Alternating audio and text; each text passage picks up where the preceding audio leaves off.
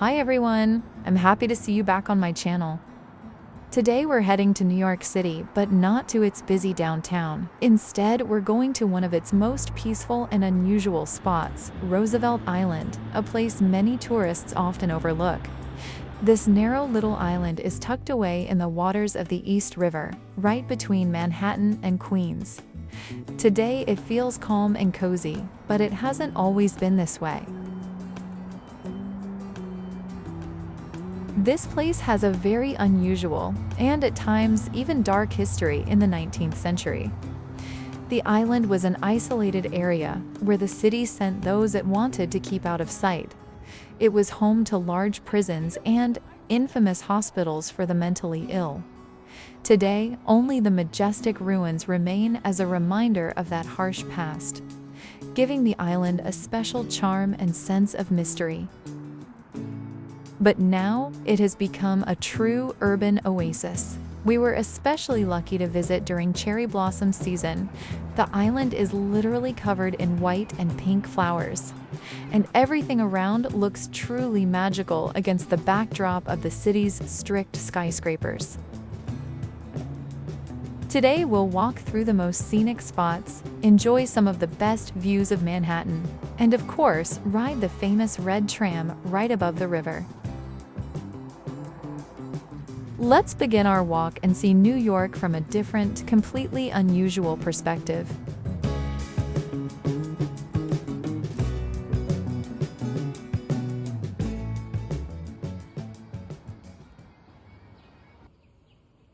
You can get to Roosevelt Island in a few different ways, but nothing beats the iconic Roosevelt Island tramway.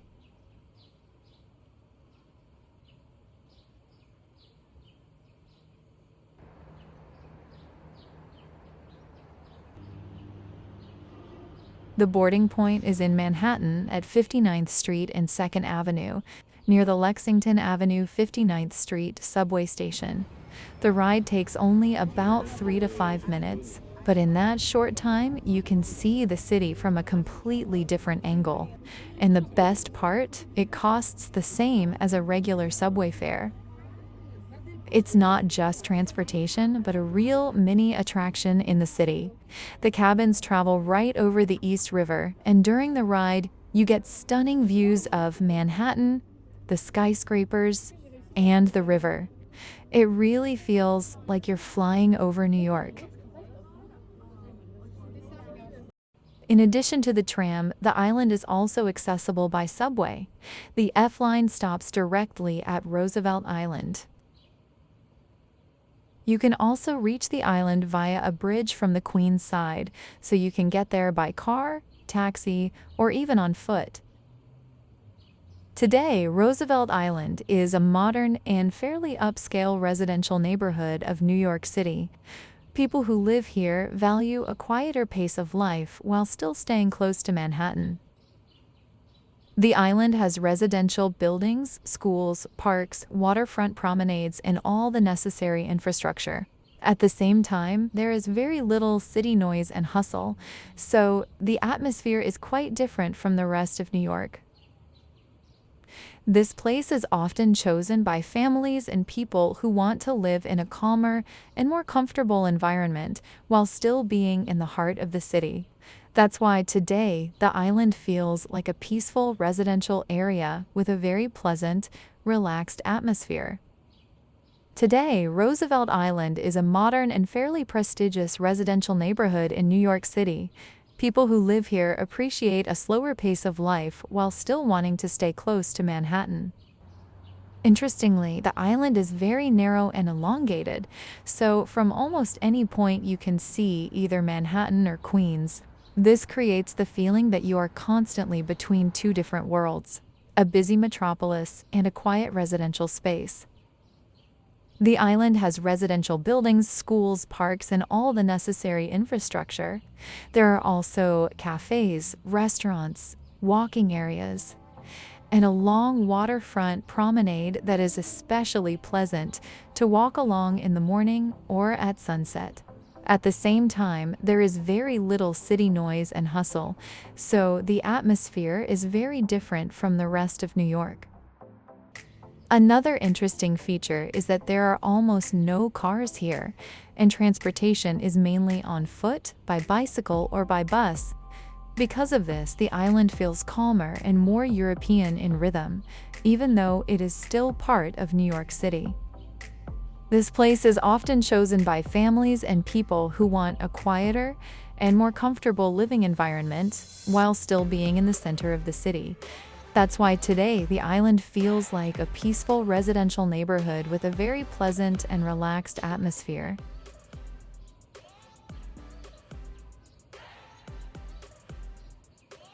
And what makes the island especially popular in spring is, of course, the cherry blossoms. In the spring, not only tourists, but also New Yorkers themselves come here to see how the island transforms into a space filled with pink and white blooms. There are actually many different types of flowering trees here, and they bloom at slightly different times, so the season lasts for several weeks.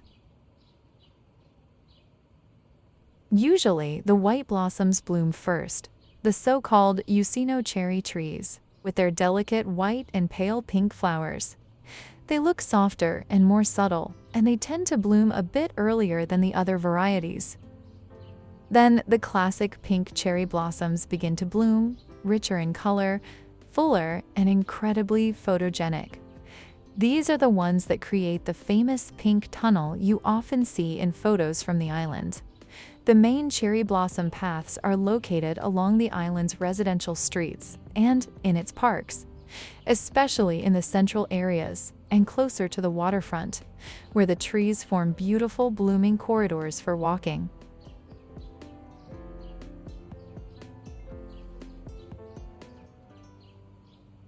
There really are a lot of cherry trees on the island. They've become a symbol of friendship between the United States and Japan, dating back to the early 20th century, when Tokyo first gifted thousands of cherry trees to Washington, D.C. Some of the trees on the island were planted in 2012 to mark the 100th anniversary of that historic gift. Since then, New York City has become one of the best places in the U.S. to see cherry blossoms each spring, and Roosevelt Island is one of the most atmospheric and less touristy spots.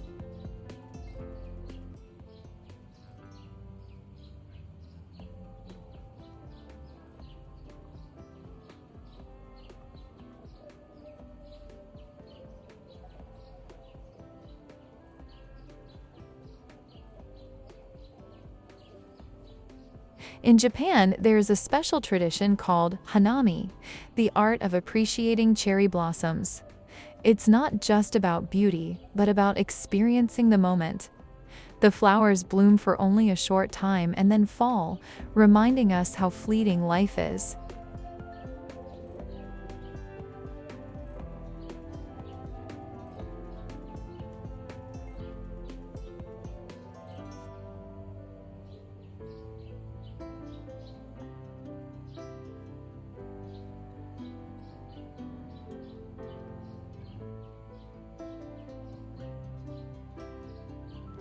And perhaps here, set against the backdrop of Manhattan's skyscrapers, that meaning feels even more powerful.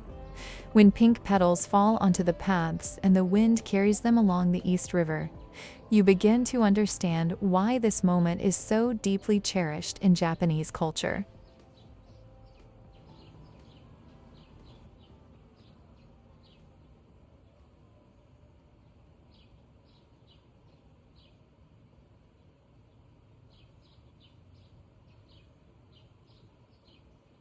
You can rent a bike on the island. There's a convenient city bike sharing system here. Stations are located right on the island, so you can grab a bike in just a couple of minutes. You hop on and set off to explore everything around you. The island is small, so it's easy to ride all the way around it. It takes about 30 minutes, but the impressions will stay with you much longer. Traffic here is very calm. There are hardly any cars, and riding feels very comfortable. And all around you are beautiful views of the river and Manhattan. We're heading toward the southernmost point of Roosevelt Island. Along the way, I noticed this charming birch grove. It turns out it's not just decorative. It's part of a microforest project designed to support the local ecosystem. The trees were planted to increase biodiversity, create natural shade, and help clean the air.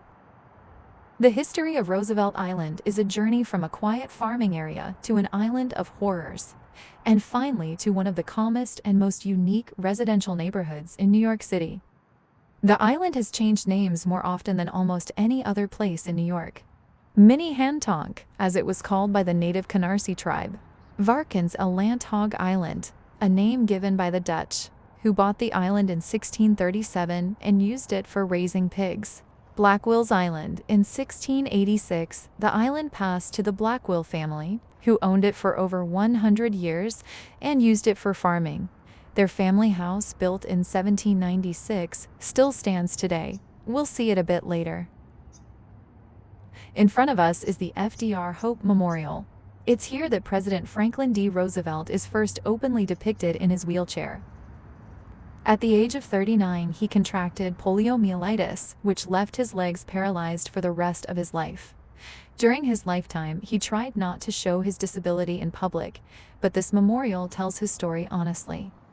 The entire memorial is dedicated to strength of spirit. It reminds us that even from a wheelchair, it's possible to lead a great country and inspire hope in millions of people. In 1828, New York City purchased the island to move undesirable institutions out of Manhattan, like prisons, asylums, and hospitals. In the 1830s, a city prison and the first public psychiatric hospital in the United States were established here, known for its famous octagonal tower, the Octagon. It's located in the northern part of the island, and we'll see it a bit later. In front of us are the ruins of the smallpox hospital. This building, constructed in the mid-19th century and designed by James Renwick Jr., became the first specialized hospital of its kind in the United States. Built in a neo-Gothic style from gray stone, today it stands as a unique historical landmark. It is the only structure in New York City officially listed on the National Register of Historic Places, specifically in the status of a ruin. Right next to the hospital walls is a unique shelter that many tourists don't know about. Today, I'll tell you the story of the furry guardians of Roosevelt Island. Cats have lived here for many years and gradually became part of the island. Over time, local residents began paying more attention to them and helping them. What started as a small group slowly grew into an organized shelter. Today, it's no longer just a colony of stray animals, but a full community with medical care and a safe environment. Volunteers trap the cats, spay or neuter them, treat them, and return them to their familiar surroundings. If a cat turns out to be friendly and trusts people, it's given a permanent home and a new family. Today, there are several such colonies on the island. You can't go inside to avoid disturbing the animals, but you can see them through the fence. They have insulated shelters, regular food, and possibly one of the most beautiful views in New York.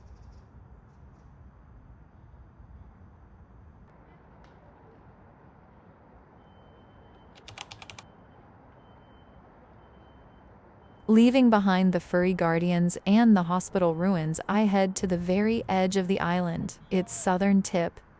This place is Franklin D. Roosevelt Four Freedoms Park, designed by the great architect Louis Kahn as a symbol of hope and humanism. The first thing that greets you is a monumental white staircase, 30 meters wide.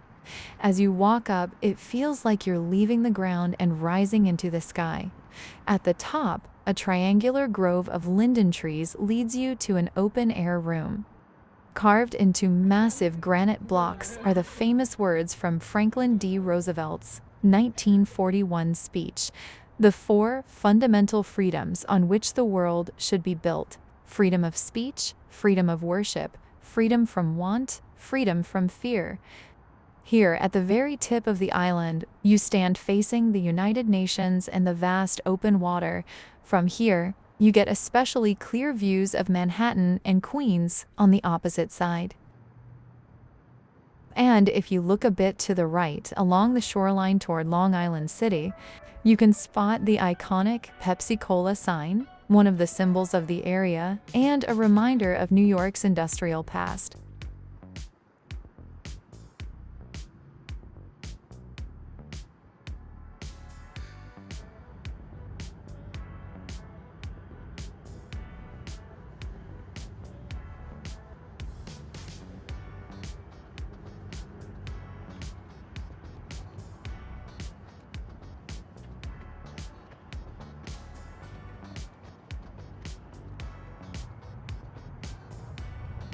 Well then, let's continue exploring the island. From the Four Freedoms Park, we walk through South Point Park.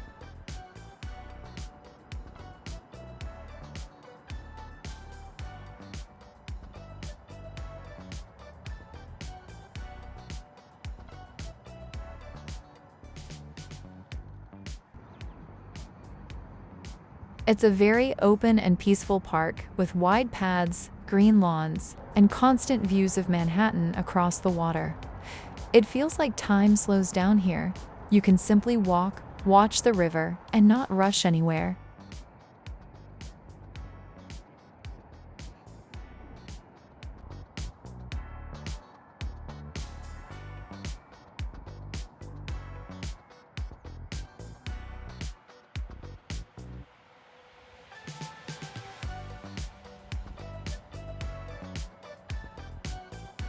As I move through the park, the atmosphere gradually begins to change. The quiet and nature start to fade behind me, and ahead, modern buildings of the Cornell Tech campus come into view. The main building, the Bloomberg Center, is striking in its architecture. It was built with an almost obsessive focus on sustainability. The facade is covered with specially perforated panels that regulate temperature, and on the roof, there's a massive solar canopy made up of 1,500 panels. The building is designed to produce as much energy as it consumes. Nearby is the house at Cornell Tech, a residential building for students and faculty, considered the tallest passive house in the world. Thanks to its advanced insulation, it barely requires heating, functioning like a giant high-tech thermos. The entire campus is connected by a network of geothermal wells that go 120 meters underground, using the Earth's natural heat. Everything here is designed so people can live, study, and create future technologies within one unified, environmentally sustainable space. And of course, you've probably already noticed this bridge, which often appears in shots above the island. It's the Queensboro Bridge. If it looks familiar, you're not imagining it. This bridge is a true movie star of New York. Think of the scene from The Great Gatsby where the characters drive into the city of wild promises, or the battle between Spider-Man and Green Goblin, or the iconic poster of Manhattan by Woody Allen, with the bench set against its steel spans. All of that is this bridge. It connects Manhattan and Queens, stretching over the East River and literally looming above Roosevelt Island. Here's an interesting fact. When the bridge opened in 1909, the only way to reach Roosevelt Island from it was by elevator. There was an elevator system built directly into the bridge structure, lowering not only people but also cars and even trolleybuses down to the island. This system operated for decades and was only dismantled in the 1970s, when the island began transforming into a residential neighborhood. Here's an interesting fact. When the bridge opened in 1909, the only way to reach Roosevelt Island from it was by elevator. There was an elevator system built directly into the bridge structure, lowering not only people but also cars and even trolleybuses down to the island.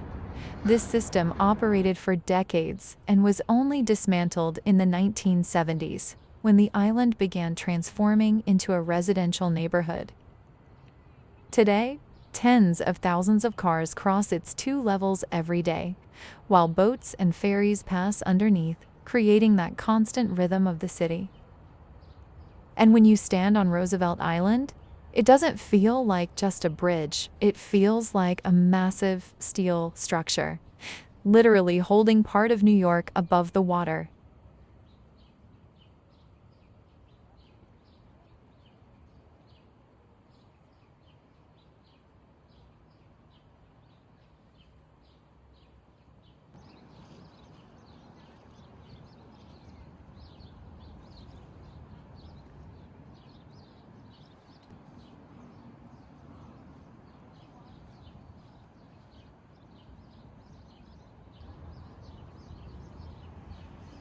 As I mentioned earlier, Roosevelt Island used to be called Blackwell's Island. The name comes from the Blackwell family, who owned this land back in the 17th century. They were among the first private owners of the island in New York.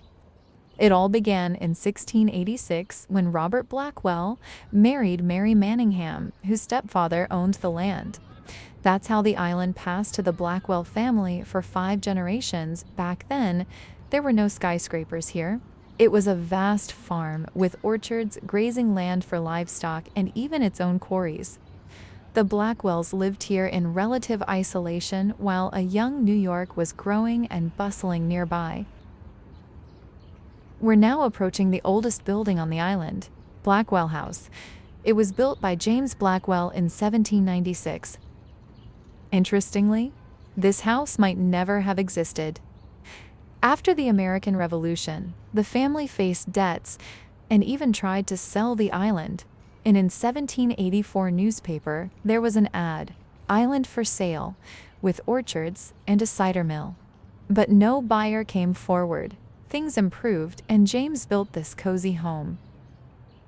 It's the only building on the island that remains from the time when the land was privately owned. In 1828, New York City purchased the island from the Blackwells for $32,500, a huge sum at the time, but a bargain for such a location today. After the Blackwells left, caretakers of the prisons and hospitals that later filled the island lived here. By the mid-20th century, the house had nearly fallen into ruin, but it was restored and now serves as a true portal to the past. Once the city took over the island, the peaceful farming life came to an end, and construction of asylums and prisons began. Along the road to these institutions, a building appeared that was meant to bring comfort to those who ended up here against their will. A little further along Main Street, we see a completely different architectural silhouette, the Chapel of the Good Shepherd. This church is a true architectural gem. It was built in 1888, nearly a century after the Blackwell House. If the house symbolized private wealth, this chapel became a symbol of compassion.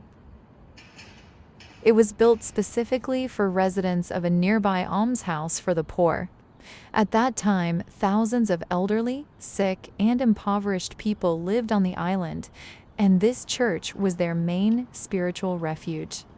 Originally, the church had 2 separate entrances, one for men and one for women, since in those days, they lived strictly separated in such institutions.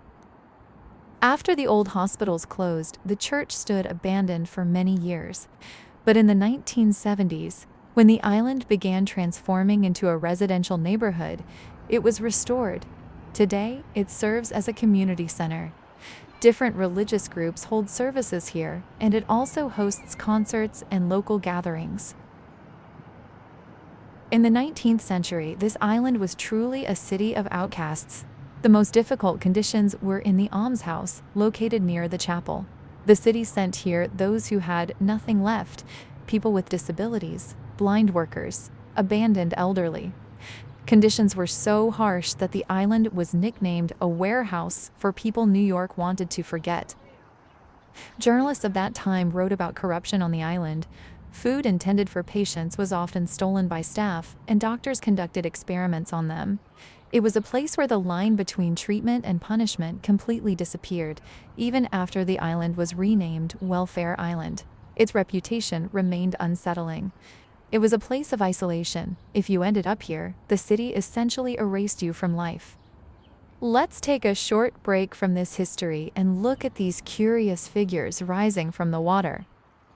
This unusual art installation is called The Marriage of Money and Real Estate. The name speaks for itself, especially here in New York. Look closely. These are almost living caricatures. It's an ironic allegory of how capital and housing are inseparably connected in this city.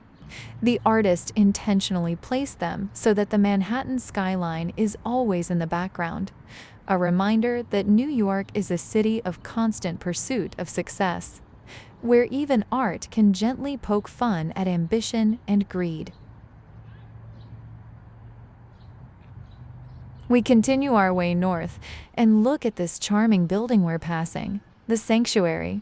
It used to be a small church, but today it's one of the most romantic places on the island, often used for weddings. It's striking to see happy, celebrating people here, considering that just a few steps away begins an area with a very different, much more haunting atmosphere.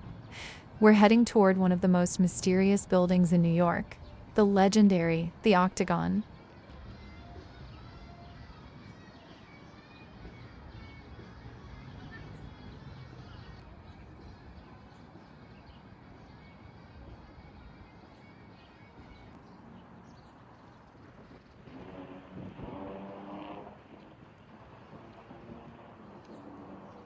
Here it is, the famous octagonal tower.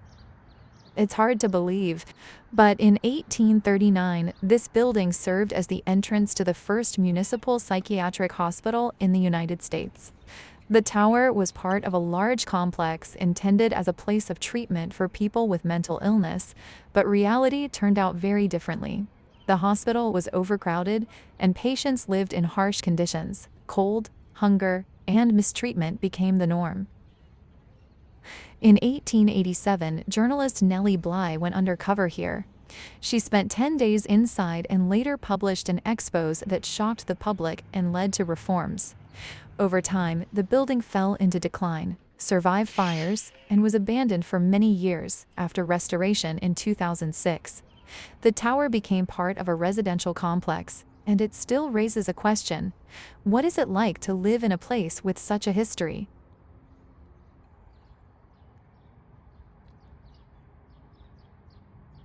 Nearby, there's another small cat shelter, much smaller than the one we saw in the southern part of the island. As a volunteer told me, they follow a schedule. Each person comes during their shift to clean, feed the cats, and monitor their health.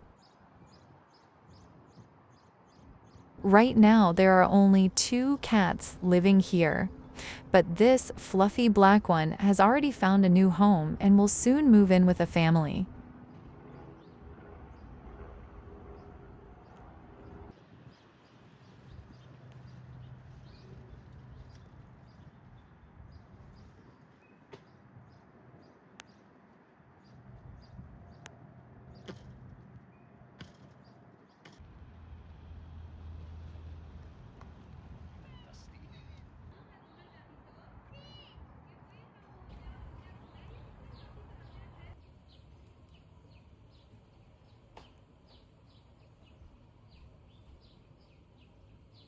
We're now very close to the northern tip of the island. Can you feel how the atmosphere changes here? It becomes quieter, and the wind coming off the water reminds you just how separate this place feels from the rush of the big city.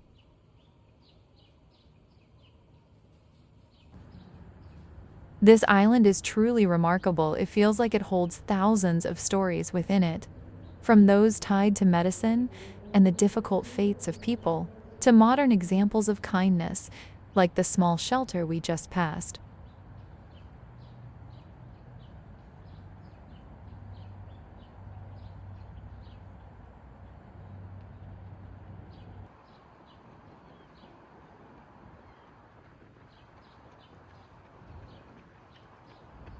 And just ahead, you can already start to see the place that draws many people all the way to the northern tip of the island. At the very edge stands the old lighthouse, Blackwell Island Lighthouse. It was built in 1872 and once served as a guide for ships traveling along the East River. Back then, traffic here was much busier, and the lighthouse helped vessels navigate this stretch safely. But there's an unusual detail. It's said that it was built by a prisoner from the island at the time. There was a prison here, and inmates were often involved in construction work. Right nearby is the Girl Puzzle Memorial, dedicated to journalist Nellie Bly. Take a look at these large mirrored steel faces. This is the Girl Puzzle. The artist shows how a woman's life can be fragmented by hardships, yet each piece is still part of a strong identity. As you walk past, you see your own reflection in the mirrored surfaces. It's a reminder that behind any diagnosis or difficult, there is always a person worthy of respect and of light, symbolized by the lighthouse. The lighthouse itself is small but very distinctive. A stone tower with a crenulated top, looking more like part of a medieval castle than a traditional lighthouse. Over time, it lost its original function and stood abandoned for many years. In the 20th century, it was restored, and today it has become a historic symbol of the island. So let's wrap up our walk around Roosevelt Island. This island has a very complex history, at times heavy, sad, and even a little haunting. It was once a place of isolation, where people were sent when society preferred to forget them. But today, the island has completely transformed. It has become one of the most peaceful and even prestigious neighborhoods in New York City. Here, history and modern life exist side by side. On one hand, you can still feel the past, and on the other, there's comfort, quiet, and a slower pace of life. And of course, its location is simply perfect, surrounded by water, with views of Manhattan, yet it feels like you're far away from the city's noise. In spring, the island is especially beautiful. Cherry blossoms turn it into a truly magical and comforting place. It's one of those places you want to come back to again and again.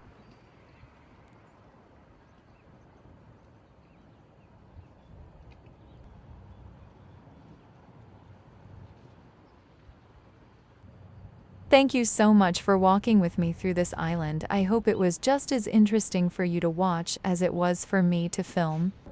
If you enjoyed the video, please support it with a like, leave a comment, and share it with someone who loves places like this. And don't forget to subscribe. There's much more travel content coming.